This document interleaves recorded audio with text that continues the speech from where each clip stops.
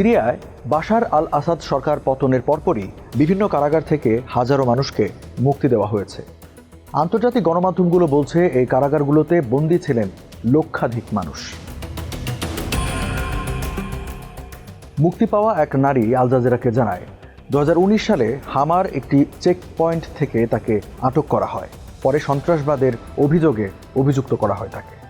আটকের পর তাকে যে কারাগারে রাখা হয় সেখানে তাকে নাম ধরে ডাকা হতো না, স্রেফ নম্বর দিয়ে ডাকা হতো। তার নম্বর ছিল 1100। সিরিয়ার কুখ্যাত সাইদ নায়া কারাগারে নিষ্ঠুর নির্যাতনের এমন অভিজ্ঞতা বিবিসির কাছে তুলে ধরে এক বন্দী জানান, বাশারের পতনের পরপরই অবসান ঘটেছে ভয়ঙ্কর সাইদ নায়া কারাগারে, যেখানে ভূগর্ভস্থ গোপন কুঠুরিতে বন্দী রাখা হয়েছিল হাজার হাজার মানুষকে। চালানো হতো নির্মম নির্যাতন, যৌন নির্যাতন ও গণহত্যার মতো মানবতা বিরোধী অপরাধ।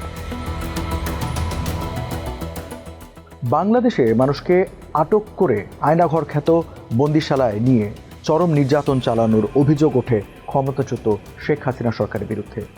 বছরের পর বছর তাদের কোনো সন্ধান পাওয়া যায়নি। সাইদ নায়া কারাগারও ছিল সেই আয়নাঘরের মতো। সেখানে কেউ একবার ঢুকলে তার আর কোনো সন্ধান মিলত না।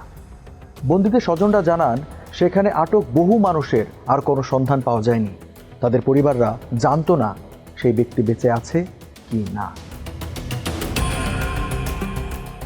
আলেপ্পোর যে কারাগার থেকে বন্দীদের মুক্তি দেওয়া হয় সেটি আসাদ সরকারের কয়েকটি কারাগারের একটি মাত্র। মানবাধিকার সংগঠন সিরিয়ান নেটওয়ার্ক ফর হিউম্যান রাইটসের তথ্য অনুযায়ী ওই কারাগারে অন্তত 1,36,614 জন বন্দী ছিলেন।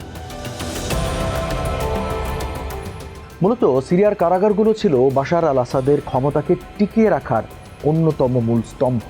মানবাধিকার সংগঠন হিউম্যান রাইটস ওয়াচ জানিয়েছে, 2013 সালে সিরিয়া থেকে গোপনে বের করে আনা অনেকে দেখিয়েছিল যে সিরিয়ার সরকারি আটক কেন্দ্রে ব্যাপক নির্যাতন, অনাহার, প্রহার ও রোগের ব্যাপক প্রমাণ আছে। একে মানবতা বিরোধী অপরাধ হিসেবে উল্লেখ করে হিউম্যান রাইটস ওয়াচ।